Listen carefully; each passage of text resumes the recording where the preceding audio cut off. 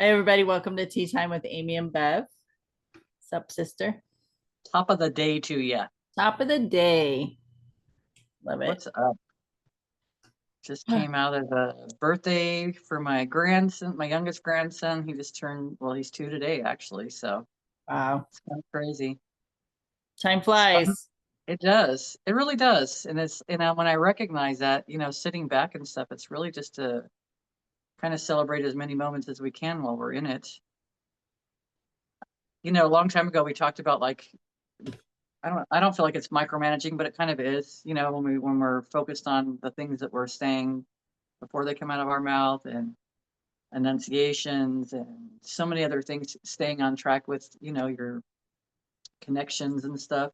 It's interesting when you get into that space because things start happening. I've had some weird stuff happen recently to the point where I was walking, it's dark outside, and I'm walking back and forth in front of on the concrete in front of the house because I'm having conversations with myself. I'm working through things. There's a lot of stuff going on, and I hear uh,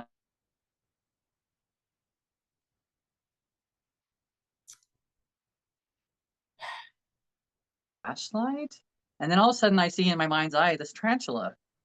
And I'm like, that's weird. But like I said, I'm pacing back and forth. It's dark outside. I'm just walking back and forth on the sidewalk.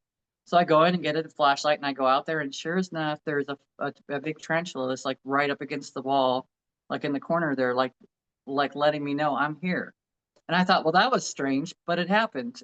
And I was all excited when I came in and shared the story because I thought, well, that's not where you would typically expect a communication to come from. Just you just don't. But I wasn't in that. I was just in that space of being open. I'm saying something. I'm hearing information coming back, and it popped in, and I tell that story just so people recognize the more that we slow down and just listen, the more that we have conversations with ourselves. I have conversations with my animals all the time, and I feel like that's an opening for the opportunity for a response, right? Not expecting it, but there's an opportunity for it. And it's like this stuff it's all the time with everything, and it's we don't know what that looks like without exploring it. So I'm exploring it. Cool. Did you look up tarantula at all? I didn't because I have a few of them and I talked to them. I have another one that I think that she's got a nest out here because she's got it buried up, but it's like because I'm out there with them. I'm curious, so I'm looking it up right now. Which is cool. And then it's like even last night I was telling Freeman, I said, it's interesting when you start noticing other things that are around you all the time. The animals are falling, the snakes are coming in, that like we're at a frequency where we're at that's in more cahoots with the environment. It's an opportunity for everything to come forward to us and not be afraid of it. Last night I'm walking around, there's a scorpion. I'm not worried about that. you know I tell things that they have a place and it's not right up around my house or near my dogs with some of the things, but I don't mess with them if they're away from things. So it's just recognizing where my frequency is vibrating at in order for other things to come into the space. So I'm just going with the first thing that pops up on Google. So, spiritual meaning of tarantula is multifaceted, often symbolizing patience, manifesting goals, and the power of the feminine. Can also Wow. represent a need for calm, trust, and focus, a call to make significant life decisions, or a sign of significant personal growth. I would say yes, that's true. All of it is true. There's It's more. awesome but no, it's awesome because it's a good opportunity for everyone else to recognize when these things come up to look it up. And I didn't. Usually I do, but I didn't. So yeah, it's and if we look up the messages as we're going, just like you just did, then we kind of see, well, you might see something that's like a reoccurring statement over and over and over again until you finally get it, or it's just like new information about where you're going. And I feel like I'm going that way. The opportunity has presented itself when we had talked a little bit back and then talked about getting the videos up on, start doing on stuff on TikTok. And so I started doing that stuff and I started recognizing how I show up, how there's just a lot of different things. So I'm growing from watching those videos. And then would have to say that lately, I'm actually put off by digital. So a lot of the time, I'm not even on any of the stuff, and I might go on it quickly and do something, but I'm not. uh, I feel pushed away by it. I want to say repulsed, but that feels too strong of a word. So there's something that's going on that it is more for me to be inside with me than it is for me to be on the digitals. I can't. It's the weirdest thing. In the evenings, I normally we would sit in the house and we would go through our stuff, and there's certain things we would be looking for and stuff. I can't do it. I'm put off by it. So I find myself outside a lot, all the time. I might be walking around, I might be sitting, I might be pacing, but it's like I'm paying attention to what I'm receiving or how I'm feeling or why am I feeling that in my body right now? Why is that triggering me? Because we know that a trigger is nothing more than a message that's being sent to us. For me, I believe it's time for it to be released. It's time for it to come to the surface and not be stuffed again like I had in the past. So Yeah. there's just so much growth going on. It goes along with the tarantula too. I just listened to a podcast and they were talking about the the digital um that so now we have a generation of that's what they do. They have their Yeah. face in their phone constantly, just doing selfies and posting and all the things. And the generation coming up, this is so much the generation coming up, but it was that there's a shift happening with the digital space that less or people are spending less time on it. The younger people are spending less time on it. And I Nice. was like, that's awesome. It is awesome. Because what is that? I mean, just to think about, first of all, physical. So when we're looking down at our phones, that's creating physical issues within the Yeah. spine and the back and the neck and the shoulders. Looking at the called blue screen or your laptop, phone, TV. So what is that doing to your eyes?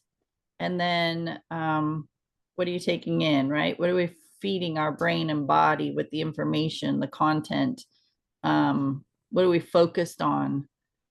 So it's probably a good thing. I will work late at my job and I work on a laptop. And so my head is more down.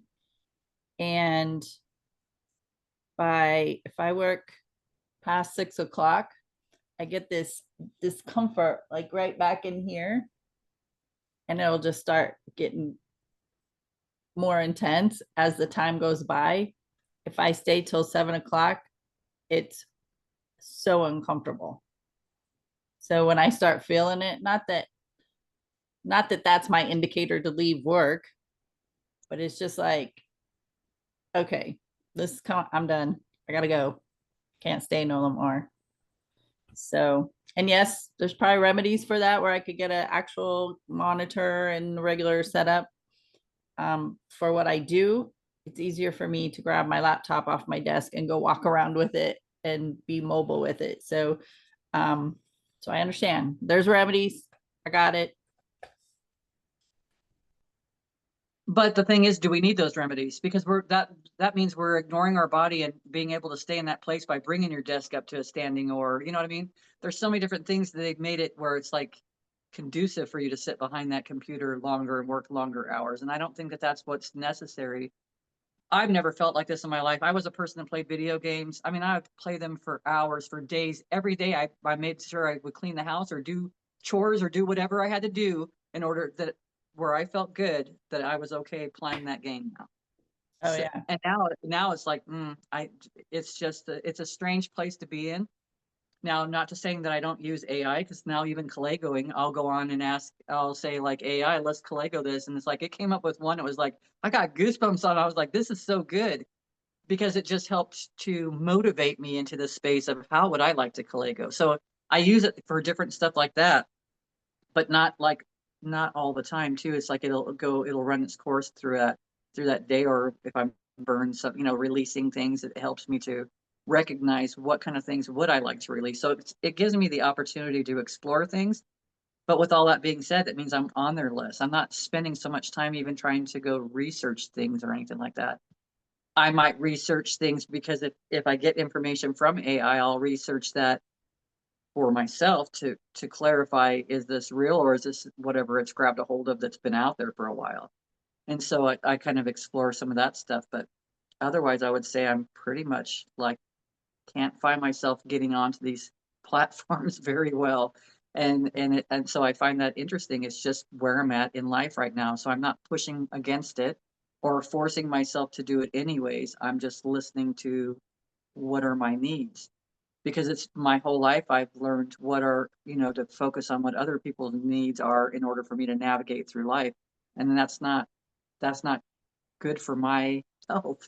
It just isn't. It's not good for anybody's health to be so focused on someone else's wants, needs, and desires. You brought up the younger generation about not wanting to be on as much. Now both my grands were, the older ones were wanting to be on this stuff all the time. But I've been finding things for us to go do or trying to find things, maybe the bowling alley.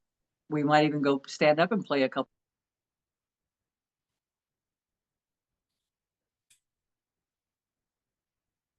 Making it interesting and fun so that we're not just locked on to playing video games or watching stuff on YouTube or any of that stuff. And then I'll tell them when we're out in those places, I'm like, aren't you having so much more fun than we would have if we stayed inside doing those things? Yeah. Because I want them to be aware this is how it feels when we're out doing things. And when all the kids get together and like for the birthday yesterday, when we celebrated the birthday yesterday, all the kids had such a blast out there, and I got to sit back and watch this stuff, like watch the dynamics of one of the girls like getting mad and trying to manipulate everybody to push her on the swing, or just different stuff. It was just fun watching my 2-year-old grandson, like everyone, the littles are all trying to kind of guide him and tell him what he needs to do, and he's like, he's not no part of that. He's like, no, no, no, you're not telling me what to do. It doesn't matter that he's 2. He's not. It's just fascinating to watch all the dynamics amongst everybody, and then how it's my mother or grandmother instincts might want to come in and correct that when I'm seeing them trying to, push him around and do something. But I didn't. I just witnessed it because he was safe. And so I watched how his responses were to things instead of being felt like he was being pushed into something like that. So it's just life's more fun when you're paying attention. Yeah, I you started doing the TikToks, posting our videos on there, and there was a few days I didn't go on TikTok, and then like about the third or fourth day, I was like, oh shoot, I need to go on there and share some videos. Like, oh, I better get on there. So Yeah, hop me too. on, do that, get off. I'll do that. I'm like, okay. I talk to myself, get on there, do your business, get off. Be done. Because first of all, I have a lot of things to get done, and spending time scrolling through social media probably isn't the best use of my time when I have a list of things that I would like to get done. So it's a get your business done, get off social media. So, and even my mentor, she's like, I don't spend hardly any time on social media. If I go on there, I'm taking care of some business. Um, I might check in with some people that is in her community, meaning her groups. I might just flip through the comments real quick to make some responses back and get off. So I don't scroll media. I don't sit there on it. Nice. But she's also a very, very, very productive person, and I have no idea. Most of us in our community doesn't even know when she sleeps. She says she gets like 7 to 8 hours of sleep, and I don't know how. Just don't. Well, that's like a balance with your passions then, right? Because she's passionate about her work, Oh yeah. and it sounds like there's a balance there. So that there's a balance with her relationships, there's a balance with the work, there's a balance with everything, and it's that fine line, right? And if it's your passions, you're not working ever anyways. You're just getting out there doing your things, and then that's the way She's it should be. also, yeah, but she's also passionate about what she does, for one, yes. And she makes time for her family. so that they are engaged doing something together. They have they sit and have a meal together once a week Nice. for her kids and grandkids, and everybody gets together. So it's like making life a priority over digital, over social, making being having communication. I just had a teacher last night. He's like, these kids don't know how to communicate. It's true. It's so true. They get But 30, that's what we're here for. right? They get 30 to 90-second videos that they're looking at these clips, but not getting the whole context of the conversation that's been clipped, or um, that 30 to 90-second dopamine hit to keep them laughing or engaged, or the opposite is true too. It spikes the cortisol where they get all stressed out and upset and angry about something because of social. So wow, it's a huge roller coaster when you stay on that for your It body, is. for your nervous system. Yeah, it is. It's a lot. It's a lot on the adrenals and all that stuff. It really is.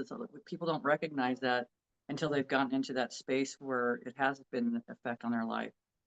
Because had gone through that space, so I totally get it. And so when things kind of start kicking in, like the adrenaline and stuff like that, I really have to. I step back and take some breaths and stuff. I learn how to relax my mind and stuff like that, because otherwise you can be so consumed by that, and it's really hard on the system. It's totally unnecessary. It's Right. totally unnecessary. I feel like I can do so much more from being in a neutral space when I hear the information, because I can think correctly or I can process it from a different space. Otherwise you're processing it from the reptile brain, right? That fight or flight, is that how they refer to everything? So, Yeah. and it's then you're just operating from that space of fear, or, for safety. Oh, yeah.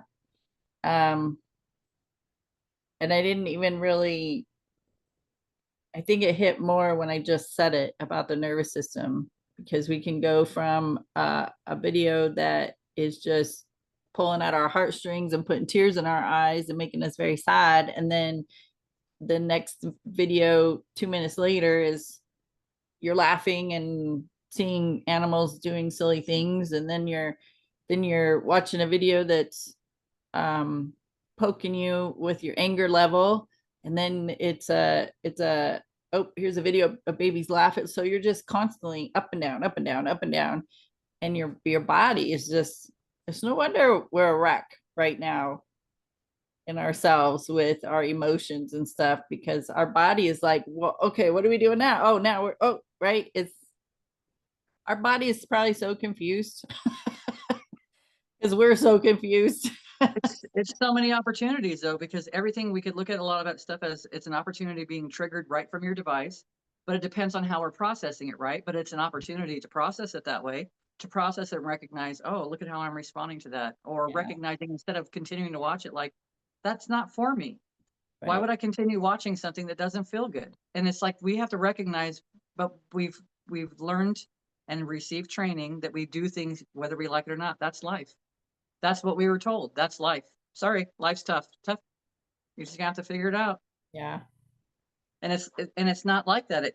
We can figure it out, but it's like, let's give more tools. And that goes back to the conversation about these kids don't know how to communicate. Well, a lot of us adults don't know how to communicate. So when we start learning how to have even good conversations within ourselves, even about ourselves, that's going to change everything anyways. We get caught up in thinking we have to go fix all these things, but it's an internal thing.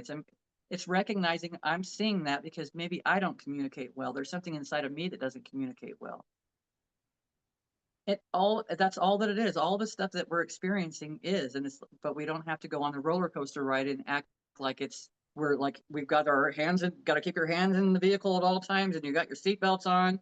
It doesn't have to be that way. It doesn't have to be that way. We can explore it and have more fun with it, which is what I'm learning. Yeah. Now, is it always fun? No, it's not always fun, but it's fun when you get past it and you're like, that doesn't have any control over me anymore. Right. That's fun.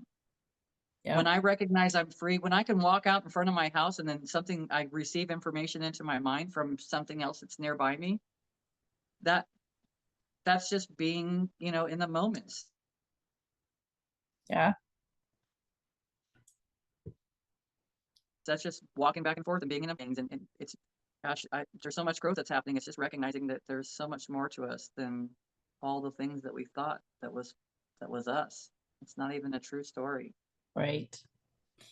And that's one more thing with digital, is we more so I would say with younger people is because they're trying to figure out their identity, where they fit in, that they start forming themselves through the social media platforms. And it's probably not, most likely 99% time, probably not their ident, like it's not who they are. They're just getting these watching these other people of their lifestyle, their way of being, and yeah, we can implement it in the ways that we want to be better, but designing ourselves on things where people are probably being not authentic, and trying to formulate themselves in a way that fits that persona, and so maybe just being careful of that too. And we're really just better off just figuring out who we are and what we want, especially when we're littles and stuff like that, right? Yeah. Because our wants, needs, and desires aren't always our wants, needs, and desires. It's what somebody else wanted, and we don't know how to define what's the difference between our wants, needs, and desires versus somebody else's. Right. So friends, be more aware of when you're on social media, you're scrolling, doesn't matter what platform, how, notice your body. Notice, I've noticed there's times when I'm watching something on social and my heart starts racing. I'm like, oh, hold on. Chill out, like talking to myself. So notice what's going on in your body. How often are you spiking it to joy and then down to sadness and then off to anger? And as you're going through social media, how long are you spending time reading the comments that might keep you in a space of discomfort and anger? And really pay attention, because your body is your indicator of how you're doing. So and how much time are you spending? We've been talking about this for years, not just us, but other people talk about this for years. How much time are you spending with your phone in your face, and not engaging with people around you, or just noticing your surroundings? So which I'm not going to talk about it, but also could be safety issues when you got your phone in your face and you're walking down the street. Just saying. But anyway. Any other words, Beth? Yeah, if our faces are buried, just like you're saying, if our faces are buried in the phone, we're missing everything that's going on around us. Everything. You're missing your kids playing. You're missing the dog outside, your dog outside. You're missing the butterfly flying up to you, the hummingbird that's trying to get your attention. You're missing everything just for that device that's in your face. I'm not saying that there's anything wrong with using it for a few minutes, but it's not necessary to stay on it the whole time, because I feel like there's so much stuff that I missed out on my kids growing up because I was playing video games. Yep. Yeah. And what's more important, am I going to miss my phone or am I going to miss my kids? Right. Right. What are you going to be your regrets when you about to take your last breath? Right. Yeah. Yeah. All right, friends. Take notes. How's the digital world for you, and how are you feeling when you're on it? So just bringing more awareness into yourself. This is how we get to be and do better, is self-awareness. So with that, other people are having these conversations. They want to have these conversations. So be courageous and be resourceful. You can find us on many platforms. We're on YouTube, Facebook, TikTok, and Podcast Addict, Spotify, Spreaker. So you can find us in anywhere for the most part. And if not just us, but other podcasters that you feel is resonating with you, be sure to share their content as well. So with that, we'll be back in a little bit. See you next time. Take care, friends. Thanks for hanging out with us. Tea Time with Amy and Bev.